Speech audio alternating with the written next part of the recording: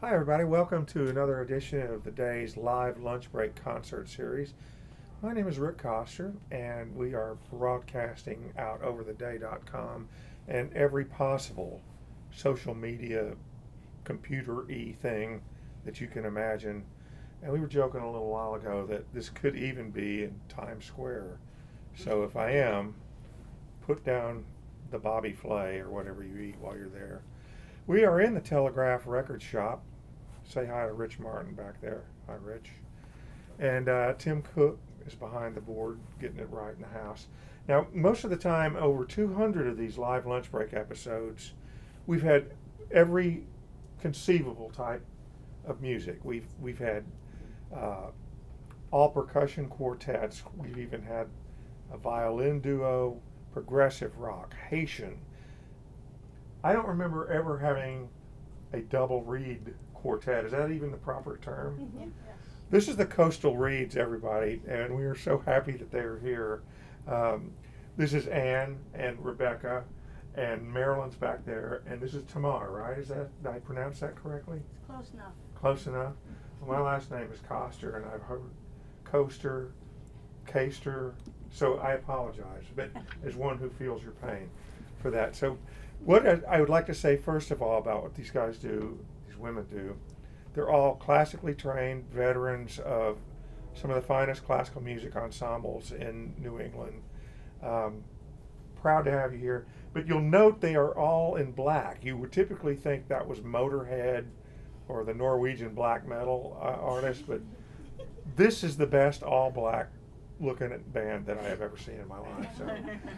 A little different presentation today because these guys, the Coastal Reeds, do an educational sort of networking thing, and I'm going to let them explore and explain it as we go through this. You're going to enjoy the music. It's going to be beautiful, except for one part where there's a drummer that's going to probably screw it up, but we'll figure that out as we go. So I'm glad all of y'all showed up today for live lunch break, and this is the Coastal Reeds.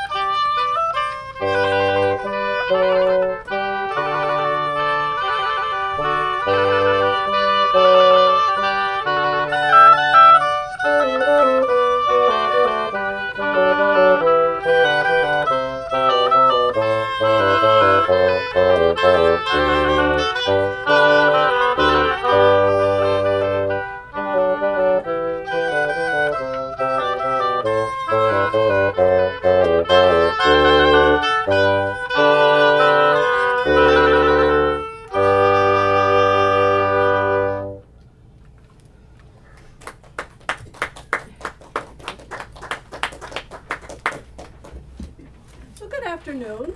We are the Coastal Reeds, and we are here for two purposes. One is to bring you classical music, because I don't think you get classical music here too often. And the other is to tell you about the double reed instruments, which is what we all play. Oh, I see friends here. It's so nice to see you here. First of all, how many of you ever played the clarinet? Some of you here, or the saxophone.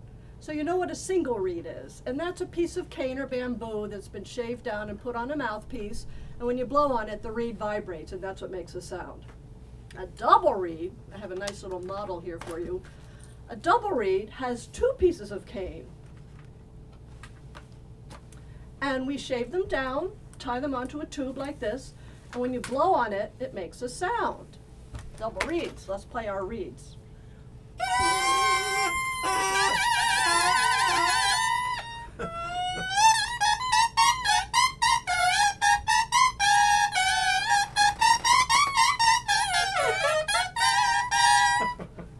It's the most important part of our instrument. And what's really cool being a double reed player is we make our own reeds, so it's part of our craft. We like that. Now listen to the instruments without the reeds.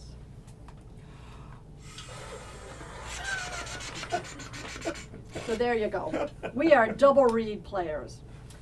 What we'd like to do now is introduce you to our different instruments, and we're going to start with Tamar. My name is Tamar, and I play the soprano for the highest member of the quartet. Tamar, can you use the microphone? Yes. Thank you. So, my name is Tamar. I play the highest member of the quartet. This is called the oboe. It's the soprano instrument. Oboe is actually a French word from the French haute bois, meaning high wood.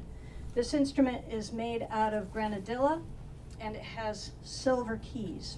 So I'm going to play you a short excerpt from the opera by Camille Saint-Saëns called Samson and Delilah.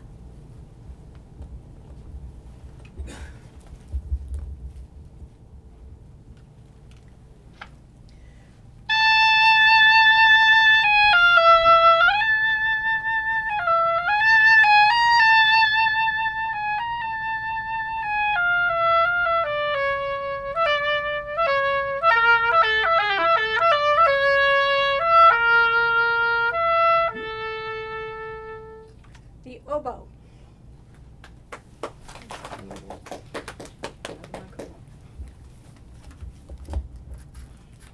Hi everyone, my name is Marilyn, and my instrument is the Oboe d'Amour. Notice the Oboe d'Amour, the oboe of love. We do not know where it got its name, except perhaps the sound is a little more mellow, maybe a little romantic, I don't know, but then the regular oboe. If you look at our two instruments together, you'll see that mine is a little bit bigger, therefore it will have a little bit lower sound. You'll also notice at the top I have a curved part of my mouthpiece called a bocal, and you'll notice at the bottom, this area which we call our bell, that mine is kind of pear-shaped, but Tamar's is just kind of cone-shaped. So those factors actually make for a slightly different sound on this instrument. I'd also like to let you know that this is actually the rarest instrument of our group here today. You did use the Oboe d'Amour quite a bit back in the Baroque era, especially at the time of Bach. Used often in cantatas or the St. Matthew Passion, for example. But these days it's used more rarely in symphonic works. So as you'll see from the tone in a minute, it's a little more mellow, and since there's a lot of Bach written for the Oboe d'Amour, I will play just a little excerpt to show you its sound.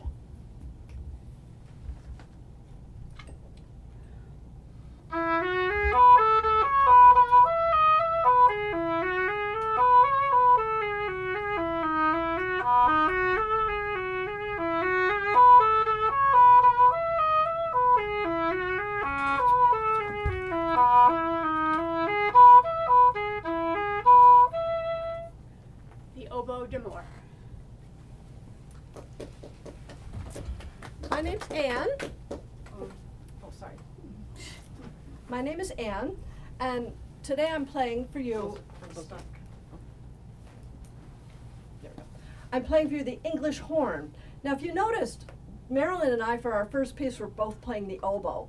So it's kind of nice. If you learn to play the oboe, you can also play the Oboe d'Amore and the English horn. The fingerings are the same. So check out this English horn. It's very similar to the Oboe d'Amore, only it's bigger. That means it's going to be lower, right? This is the tenor of our group.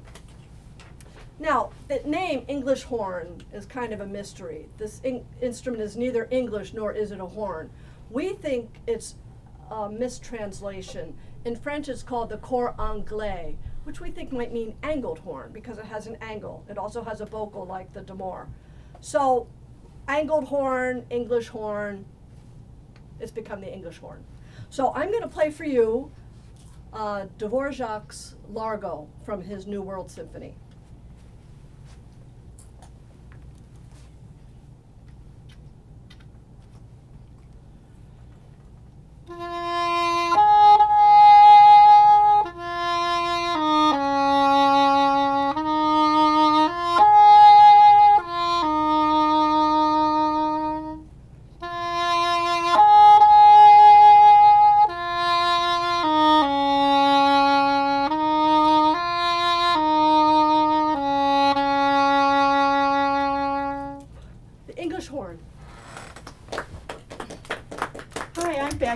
And I play the bassoon, and because of the name, bassoon starts with bass. It's easy to remember it's the bass or the lowest.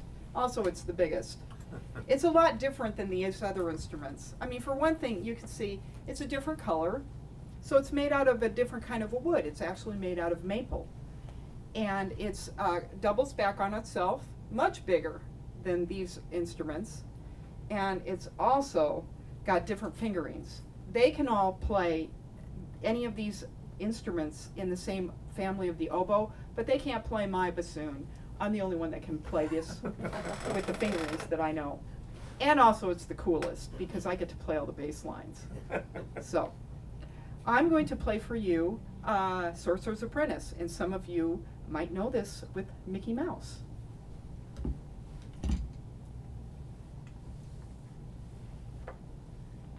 The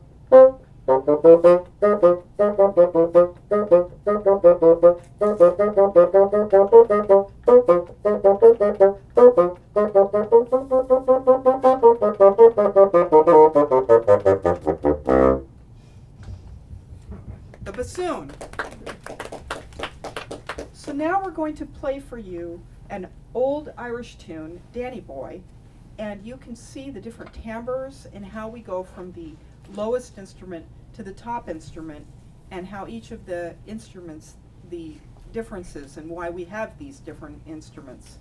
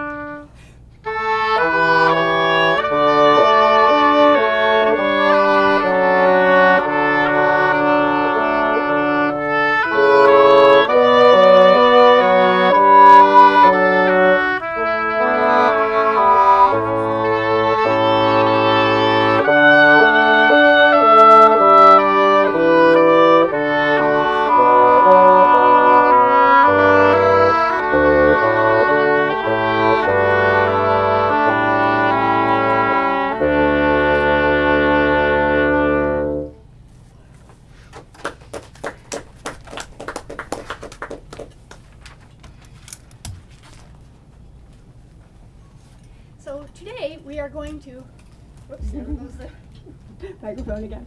Today we're going to take you on a brief journey through the history of these double reed instruments. Now when you think of wind instruments and how they began, you really would have to think way back to caveman days. We're thinking that maybe people back then found maybe a hollow bird bone and maybe punched a few holes in it, and then were able to make some different sounds by blowing into it. Now, in the ancient Greek time, they had instruments called the aulos, and the aulos, we found, had either a single or a double reed, but it had some kind of a reed to vibrate to make it sound. Now, moving forward a little bit into the 1200s or so in the Middle East, the sort of primitive form of these instruments were used. They often had a very loud and raucous sound, often used for example, to warn if the enemy is arriving, to alert people. They were very, very, very loud, almost coarse sounding. Now, into the Middle East, medieval times, we're very lucky to have here today reproductions of the instruments that are our ancestors. We have here today Becky with the shawm. You'll notice that this instrument here has a reed at the top. It has holes where Becky puts her fingers, one little key down there at the bottom, and it is our ancestor, the shawm. Then we also have the crumhorn. Now, if you look at Tamar's crumhorn, you don't see the reed because the reed is actually inside the instrument. So when Tamar blows into the instrument, she causes the reed to vibrate, thus getting the sound. So with these instruments today, you'll notice they have a different sound than our modern day instruments. And to demonstrate that, Tamar and Becky are going to play a piece called Canaries.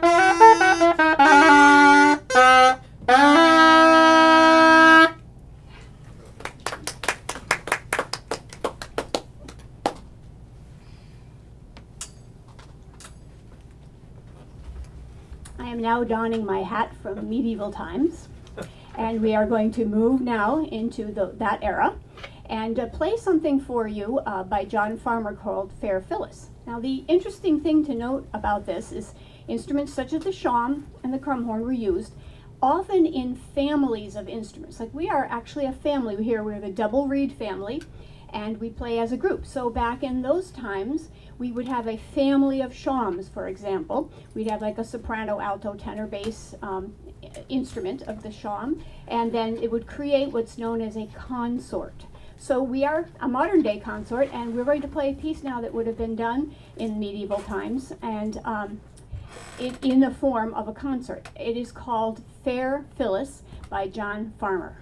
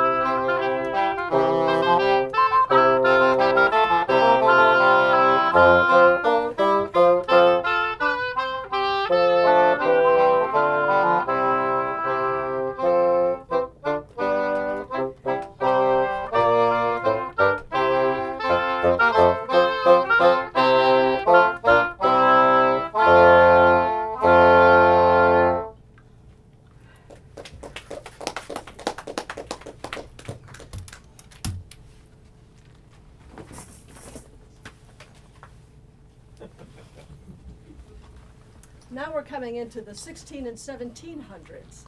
In America, we were becoming a country, weren't we? People were coming over from Europe, settling on the East Coast, all up and down, and busy building America. In Europe, this was called the Baroque era, and Baroque means ornament, finely ornamented. So this is when people were building beautiful, very fancy furniture, the castles, the beautiful clothing, kings and queens. And the music was also ornamented. The musicians would play a melody, plain the first time, and the composers would write the music quite plainly. And then the second time through, they might ornament it. They might add a trill, maybe a mordant, or a turn. Or sometimes they would change the whole melody, just like people do today in jazz, and improvise. So we're going to play a piece for you that was written for King George VII back in the 1700s. He asked George Frederick Handel to write him a piece. He wanted to be out on the River Thames, the Thames. He was on the Thames River in his boat, and he wanted music. So he asked Handel to write some music to be played on a barge. So he needed loud instruments. So he picked brass instruments, percussion instruments, and double reed instruments. So we're going to play you one bit of that. It's his water music, and this is called Coro. Listen to the oboe. Tamar's going to do a little bit of ornamenting on her piece. See if you can see the difference in her melodies. Here's Coro by George Frederick Handel.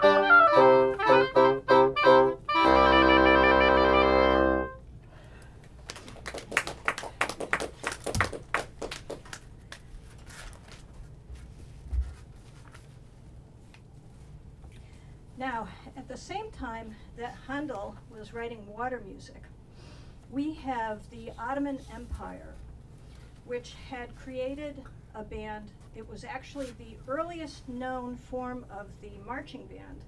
These were called Janissary bands. They were ceremonial bands, and they were also military bands. And like Handel's band, they were composed of brass instruments and percussion instruments and a mid-Eastern instrument that was a double reed. There were many of these within the band, and they were called zurnas. They were extremely loud. So as you can imagine, they would inspire fear in their adversaries. So we have here a Janissary march, and we're going to enlist the help of Rick, who is going to provide our street beat. Oh, we need to move over? All right. Or should I just play loud? Play loud. All right. I don't want to blow Ann's eardrums out. They're already gone. Wait a minute, give me that tempo again.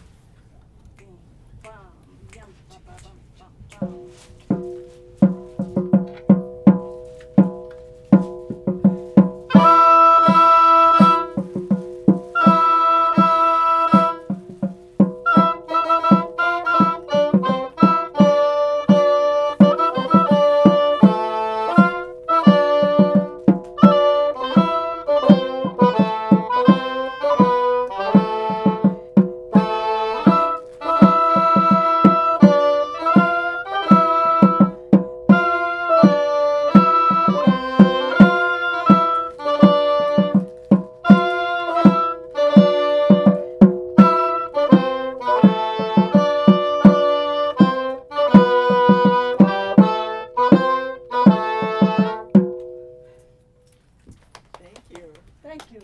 Did I rush? Perfect. That was fun.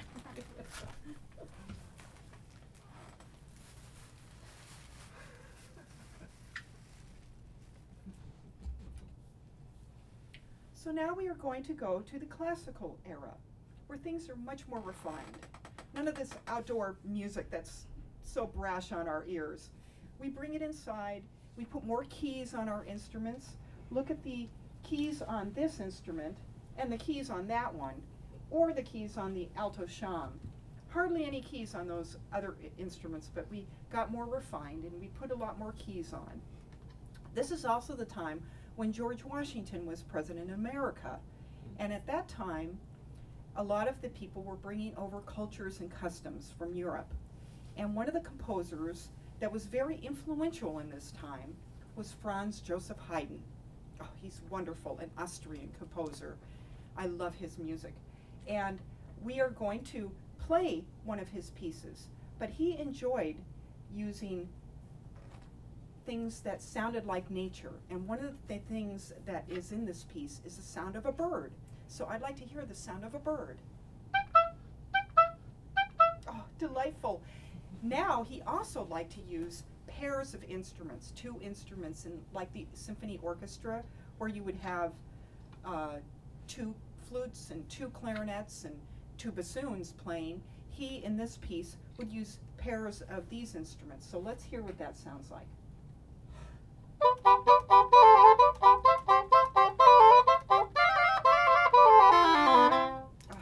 So you will hear that many, many times in this piece. So here we are going to play the piece by Franz Joseph Haydn entitled The Bird.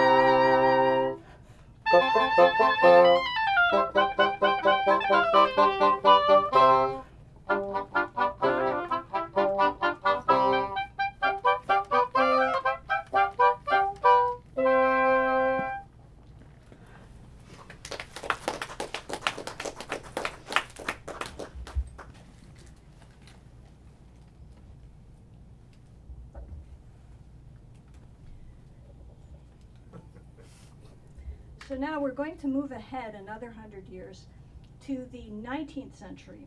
This is the 1800s. And in the arts, it is called the Romantic period. And the reason why it's called the Romantic period is because artists and musicians tried to express their dreams and their feelings in the music. So this was a time of great expansion. The Industrial Revolution was happening in Europe and in America.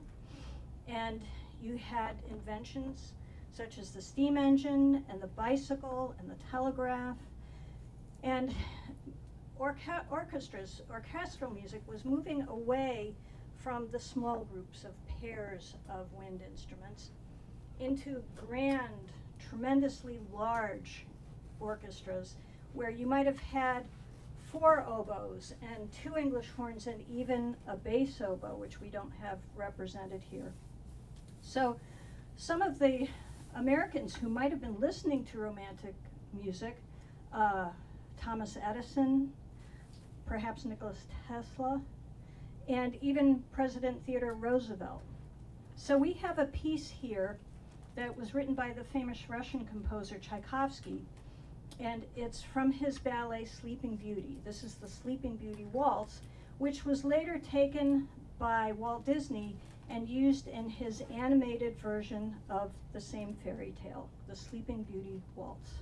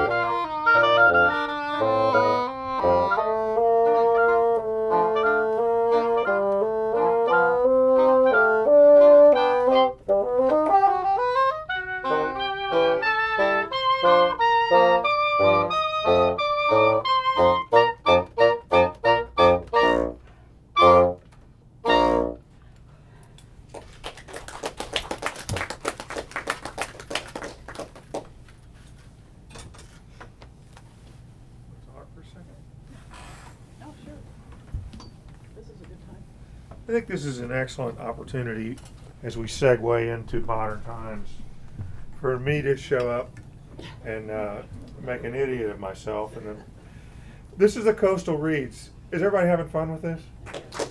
Pretty great. And thank you for being here at Live Lunch Break. We do this most weeks every Thursday and have for years, but this is one of the most unique experiences we've had. This is certainly distinct. And the first thing I wanted to think when I was listening to that was how accessible it is to virtually any age group, what you guys are doing. Where did the idea come from to do something like this rather than just having an ensemble at play? Is it Kathy? Well, I think we've been doing this our whole lives, and it really is truly our passion. And classical music is kind of disappearing a bit. We're a little disappointed with how things are happening in our society here. So we want to spread the news about double reed instruments. They're unusual. Not many people play them. And we want to get more kids wanting to play them. I think if people play the instrument, they're going to want to listen to the music. And I think that's really important. Teach people young. So if any of you have grandkids, tell them, double reed instrument, that's the way to go. I think it probably is, yeah. Just as someone from a rock and roll background, even that is disappearing in the wake of computer-generated, beat-generated pop music. And it's like, does anybody play an instrument anymore? So I'm glad you all are out doing this. Now, you do go not just to schools, you go to churches, retirement homes. How do you book this? Do you have like some super agent in New York? Or? Us. Us. Connections. We're playing at Stone Ridge tonight at You are? 7:30, and we're playing at Masonic Care and Mystic in September. September 24th. All right. Where would folks find out more about you? You have a website, right? Where's that? The website is thecoastalreads.weebly.com, and we also have a Facebook page. So if you go to the Facebook page, it has links to the website too. All right. So I find it also, who wrote this? Who came up with this whole presentation? Because it's witty. It takes us all through the history of classical music in terms of styles, not just we're getting all this, the double reeds and everything. But who did you just sit down collectively and say, we got to have a script? Or Yeah, it's kind of a trial and error process, and we are a democratic organization without a conductor. So we get to decide what we're going to do and what works, and we get a lot of feedback from our audiences, and that's how we have come up with this program. are any or all of y'all still active in other ensembles? Or Yeah, we all are. I am principal oboe in the Greater Bridgeport Symphony, and I play in a quintet that tours nationally called the Borealis Wind Quintet. And I play English horn. The instrument Anne is on today with the Hartford Symphony. And I also just wanted to interject that we are all teachers in one way or another. Either we've been in public schools and teaching privately, so that also helped us with designing this program. Becky? And I play with Marilyn in the Hartford Symphony, and I play with Anne in the Eastern Connecticut Symphony. And Anne and I used to be in the Coast Guard Band, and I'm playing, like Sunday, I'm playing trio at La Grua Center, and I'm teaching at Connecticut College. So contrabassoonists are needed all throughout the state, so I actually go down to, I play in Rhode Island also, and I play all over the place. I get called like the day before, oh, we need an emergency contrabassoon player, so, and I specialize in contrabassoon, which is twice as, I couldn't bring it today because it wouldn't fit in here. So Anne, and then you're in the Eastern Connecticut Symphony. No, I'm retired. I retired. Okay. I was in the symphony for 37 years, Coast Guard Band for 20, but I'm slowing down. This is my passion now, is bringing double reeds to kids and people. So. And we're talking to the Coastal Reeds, who have been nice enough to share their presentation with us here on Live Lunch Break. And, you know, I have the most important question I saved for last, which is, I've already demonstrated that I'm an impeccable timekeeper. So if you want to go full on percussion, I'm available. Plus, I think you need a roadie just to handle the hats. And I just like, I'm auditioning, so. But anyway, you got some more for us, right? Yeah. I'm glad you guys are here on Live Lunch Break. It's always archived at theday.com. Look these guys up. They're tremendous, and thank you for being here. And again, here's the Coastal Reeds. Thank you. Of course, we're going to zoom into this 20th century now, in the time where you or your parents or your grandparents lived, and we are going to feature more experimental music. Music got a little bit more avant-garde, and we're going to be playing a piece by Bela Bartok. But Bela Bartok liked to use folk music, and he liked to use instruments that were considered folk instruments in Hungary. He liked to hear what he grew up with. Like if you were going to write a piece and you were going to use a folk music of a folk instrument of what you would consider the kind of the folk music, pop music, what kind of an instrument would you use? Anybody got an idea? Guitar. Probably electric guitar. American guitar. Well, so he thought, okay, what do I hear all the time? I hear a Hungarian bagpipe. So it's made out of sheep, and it is played with a double reed. So we are going to play a piece by Bela Bartok that uses the sound of a bagpipe. We are going to be the drones, and Tamar is going to be the bagpipe.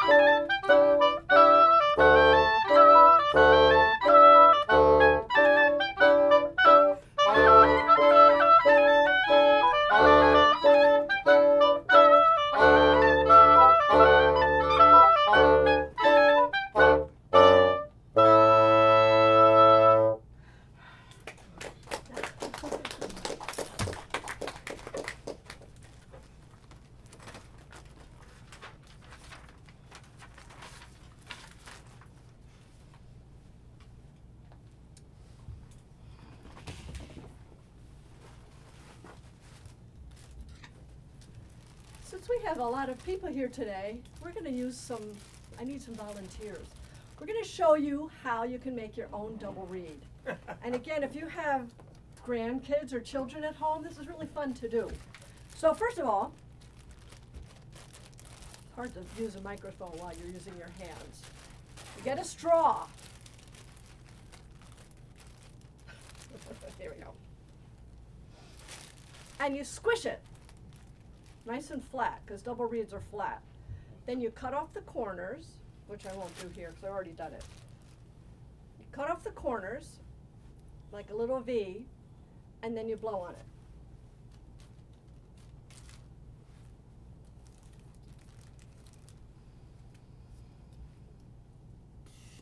it. And it doesn't always work. Just like the reeds we make, doesn't always work. Let's see. So that's a double reed. Would anybody here like to try one? I have 4. Anybody want to try a double reed? I fixed them for you. I need somebody to play the biggest instrument. What's it called? The coolest? Bassoon. Bassoon. Who said bassoon? All right, you come be our bassoon player.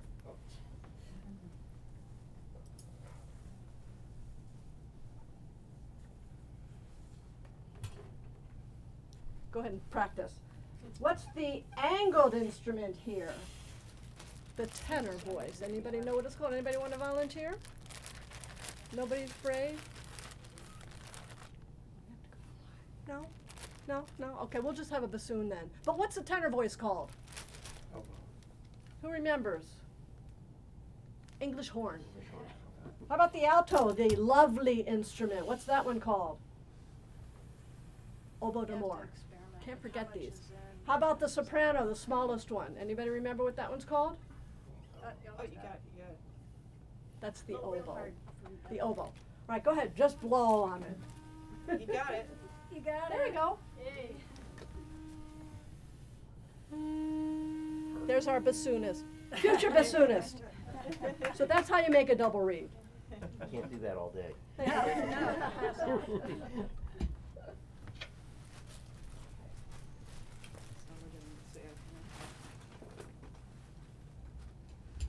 Now we're going to play a piece written especially for us by a man named Daniel Baldwin. So this is truly contemporary. The piece is called Mosaic, and you all know what a mosaic is. Got a picture of one here. I think this is a famous Gaudi mosaic. So a mosaic has many different colors. It's made of tiles or glass. It's been cut into small pieces, different colors, different timbres, all put together. And when Daniel wrote this piece, I think he was thinking of the different timbres of the double reed instruments and put us together and created this nice little tune. I hope you enjoy it. It's called Mosaic.